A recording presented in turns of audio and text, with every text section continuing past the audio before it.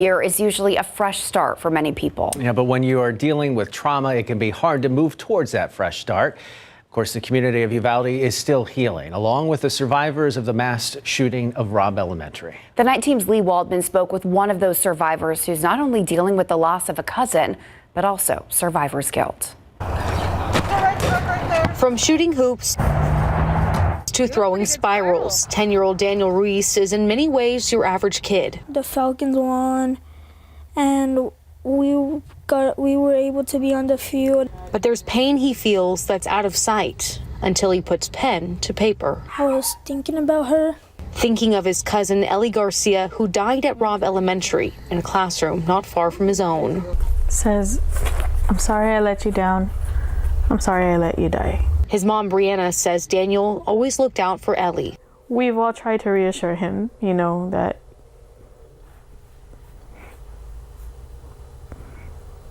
there was absolutely nothing that he could have done. Unfortunately, Daniel's survivor's guilt is not unique. Here at the Uvalde Together Resiliency Center, counselors are seeing more and more people feeling the same way. It's all too common after a mass shooting. Survivor's guilt is truly when a person has feelings of guilt because they have survived a life-threatening situation, but others did not. Fisk explains to combat these feelings, survivors should seek help, but helping others can be just as beneficial. That goes a long way in making us feel that we're fulfilled.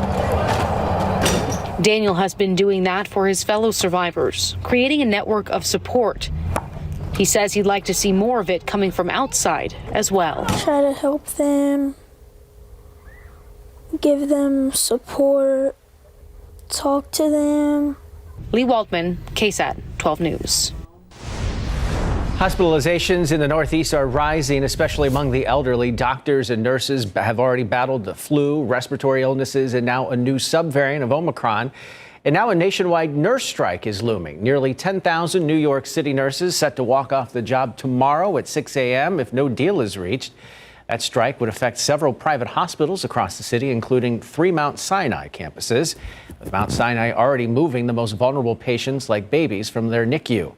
The main sticking point appears to be staffing shortages. I need to stick by my coworkers who have been here the last 3+ years, where it's been a nightmare for them to care for their patients. The staffing ratios are just insane. The issue is that we don't have enough nurses. We would obviously like to be staffed the way we need to so we can properly care for our patients. This, of course, not a New York City problem alone. Across the country, there is a shortage of nurses. In Minnesota, 15,000 nurses went on strike for 3 days back in September of last year, then averted another strike in December. To Buffalo now, a city celebrating the Bills beating the New England Patriots 35-23. But this was so much more than a simple football game. It was a coming together and a tremendous show of support for Bills safety Damar Hamlin. ABC's Kimberly Richardson shows us how Bills players, competitors, and fans on both sides all supported the player in recovery. And taking it past mid. The Buffalo Bills not holding back one bit. This is storybook. An opening kickoff return. Scoring on the opening kickoff, something quarterback Josh Allen couldn't imagine. You couldn't have scripted any better, man. Like it was pretty. That one was pretty emotional. An electrifying moment after nearly a week of emotional uncertainty. The Boyles, like so many across the country, rooting for number 3, Damar Hamlin. You know he's better. They're happy, they're pumped. Watching from his hospital bed, Damar flashing his signature heart symbol just minutes before kickoff. The Bills taking the field for the first time since a 24-year-old went into cardiac arrest during Monday night's game. Over the next few days, encouraging signs. Damar breathing on his own, doctors calling his neurological function, quote, excellent. It was just what the team needed heading into this matchup with the New England Patriots. Later in the game, Nyheim Hines did it again, a second kickoff return touchdown. The Bills walking away with the win. Allen poignantly saying the team was there for Damar, the mindset, play free, play loose. It's been 3 years and 3 months.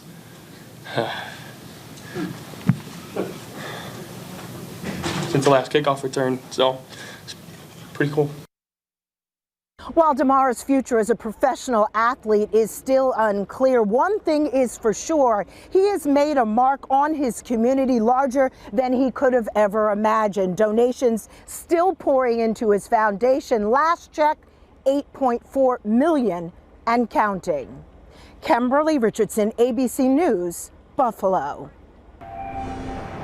Hundreds of thousands of people in the Sacramento, California area and across Northern California are dealing with power outages today. This after winds topped 60 miles per hour, causing damage in some areas.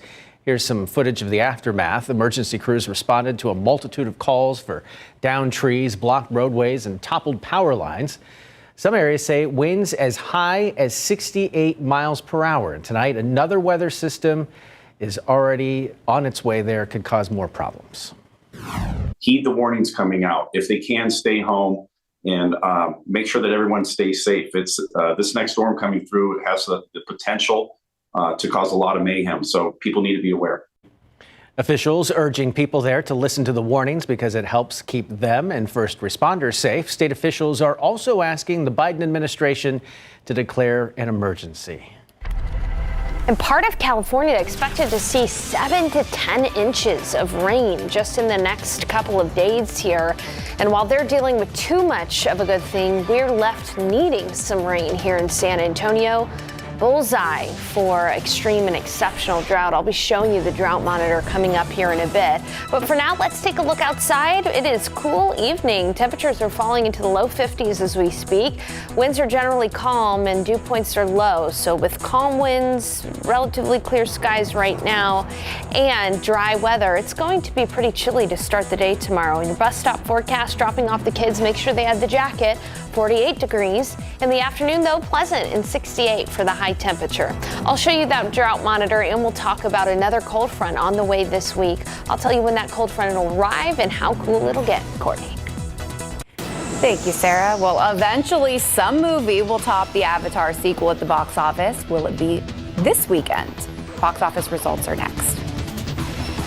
The idea of someone giving you money to make improvements in your home may sound like a dream, but that dream might actually become a reality for some thanks to the government.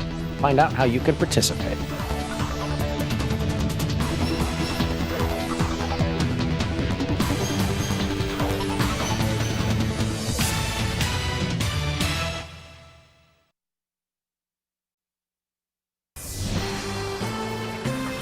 Well, if some home improvements are on your to-do list, maybe new windows or appliances, you may be able to save some money, maybe even a lot of money. 12 on your side's Marilyn Moritz says the Inflation Reduction Act is paying people to go green. When Paul Hope renovated his home, he tried to be eco-friendly, so he made the switch from a gas stove to an electric one. I've always preferred cooking on a gas range, but I knew electric and induction ranges had gotten a lot better over the years and that they're way better for the environment. Now homeowners who make certain energy-efficient upgrades may be able to get up to $14,000 in cash rebates and tax credits because of the Inflation Reduction Act. How much you'll be able to get depends on income, the state, and what improvements you make. If you want to switch stoves like Paul did, a rebate of up to $840 can help. Plus, you may get another $500 to help cover the cost of converting from natural gas or propane to electric. The biggest tax credits and rebates are for heat pumps, a high-efficiency system that heats and cools your home, as much as $8,000 off. While the upfront cost for a heat pump may be higher, these incentives will definitely help. And over the long term, you might actually save money depending upon where you live and what fuel and electricity cost in your area. And there will be other rebates like upgrading to more efficient exterior doors and windows. The tax credits are claimed on your income taxes, but the cash rebates, those are handled by the state, so check on their availability before you buy. Marilyn Moritz, KSAT12 News. 99 bottles of beer on the wall sounds like a pretty good party, but it could also be pretty pricey. How inflation is impacting beer sales.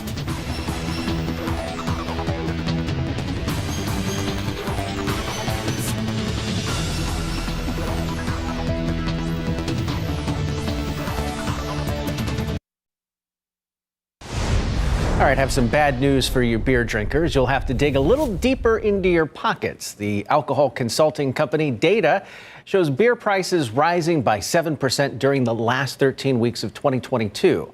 Now, that does not include sales at bars and restaurants. The firm said prices of some popular beers, including Bud Light, Miller Lite, and Coors Light, increased even higher by 10% during that time. Breweries have had to raise prices due to inflation and the increased cost of shipping and ingredients. People are generally buying less beer, but higher prices are making up for it, with sales up about 2% last year. All right, well, if you're in need of a job, we have an idea for you. Now, picture yourself behind the wheel of a 27-foot hot dog. Oscar Mayer is recruiting the next class of drivers for its iconic Wienermobile. Tim, interested? I have known people who've done this. Okay, the drivers are called hot doggers, and not only do they get to drive the Wienermobile through 20 states, they get to serve as an Oscar Mayer spokesperson at more than 200 events during the year. Hot doggers also document their journeys on social media. The company says they are looking for graduating college seniors who have an appetite for adventure. Aw, you're not a college senior, are you? I'm not anymore. Aw. But I did know some people in college who did that way before social media, and things happen and we can't talk about those things. Okay, we could. No. What? In my head, over and over again, oh, I will. Yes, I have that song. I've got that song. My mom used to sing that a lot growing up. I know all the words. Yes, it's a good one. So maybe, side job, hot dogger, Sarah Spivey. How about a forecast from the Oscar Mayer Wiener? Okay, I feel like we could make that happen. They do stop into town. We'll have to make that happen when they make a trip through San Antonio, whoever those new drivers are. That would be fun. And it won't be us. No. Unfortunately. I know. Hey, I like my job. I'm going to stick with talking about the weather. All right, and as you can see in the weather setup right now around San Antonio, we're slowly starting to see clouds increase, and they'll continue to do so overnight. Take a look at the weather setup. Clouds are increasing in from the west. By tomorrow morning, it should be mostly cloudy to start the day. All right, we've seen that front that moved through yesterday. It's now pushing across the East Coast, bringing some rainfall to parts of the Carolinas. It did bring some rain to our viewing area, especially to our southeastern counties. Let's go ahead and take a look at the measured rainfall in some of these ranch lands out in DeWitt and Wilson County. You can see Falls City area, about 0.8 of an inch of rain, nearly an inch of rain in Cuero, more than 3.5 inches of rain in Victoria, and almost 5 inches of rain in Moulton in northern Lavaca County. San Antonio, zip, nothing. We did not see any recorded rain at the airport last night, and that was expected for the most part for most of the rain to fall across the southeastern part of Bexar County. Unfortunately, though, it's areas in Bexar County and across the hill country that are in this bullseye for the drought. Extreme drought exists from Castroville to San Antonio to Converse to New Braunfels, with exceptional drought from Canyon Lake to Helotes to Bernie to Medina Lake and Comfort. And speaking of Medina Lake Reservoir is only 6% full. It is 80 feet below the conservation pool, and in just a year, we've seen Medina Lake go down 33 feet. So I wish I could say that we were going to get more rain this week, but take a look at rain chances over the next 7 days. Not even mentionable. The rain chances are so low. We could have a sprinkle tomorrow for areas southeast of San Antonio, but it's not going to do anything to help us out, unfortunately. A high temperature today was 71 degrees. It's 8 degrees above the average. The morning low this morning, it was cool, but it was still 10 degrees above average, with the morning low right around 41. You know, we're going to continue to see temperatures above average over the coming days until we see a cold front move through on Thursday. More about that front a little bit later, but again, you can see that the clouds are increasing in from the west as we speak. It's 55 degrees in San Antonio, already 45 in Kerrville, 56 in Del Rio, 62 in Cotulla, and 54 in Gonzales. This is a look at tomorrow morning's low temperatures. We're going to wake up in the upper 30s across the hill country. I don't know about you, but at 48 degrees, I need a jacket. You're going to probably want a jacket early tomorrow morning in San Antonio. It'll be 41 in Hondo, 43 in New Braunfels, 50 in Del Rio, and 50 in Cotulla. As we look at your KSAT 12-hour forecast, tomorrow we are going to start off the day with some clouds. Mostly cloudy start to the day. Right around 10 will still be mostly cloudy and near 60 degrees. Around noon, mid-60s, so you can shrug off the jacket after lunch. And in the afternoon, clouds are going to be a little stubborn. There are going to be areas east of San Antonio that stay under cloud cover all day, but I do think we will see some sun in the afternoon, allowing temperatures to warm up to near 70 degrees in San Antonio. So again, as you take a look at tomorrow's futurecast, west of San Antonio seeing sunshine a lot earlier, as early as the lunch hour. Then right around San Antonio, shortly after lunch, we'll start to see skies clear, but it'll stay cloudy east of San Antonio. So this is going to have a pretty big effect on afternoon high temperatures. West of San Antonio, mid to upper 70s, 75 in Del Rio, because they'll see plenty of sunshine out in Del Rio, but staying in the 60s the further east you go. Notice that 68, even though that's cool, that's still quite a bit warmer than seasonably average by about 5 degrees or so. So tomorrow the humidity will stay comfortably low, but by Tuesday humidity will be increasing. Wednesday will be downright humid with a high temperature near 80 degrees. But the thing is, we see a cold front move through Wednesday night to Thursday. That sets things back where they should be this time of year, with morning lows in the 40s, afternoons in the 60s, and low humidity as we head into next weekend. Take your allergy medicine and enjoy less humidity. Good advice. After Wednesday. Thank you. A horror flick debuts at the box office this weekend. Was it able to scare Avatar out of the top spot? We've got your look at the box office numbers next.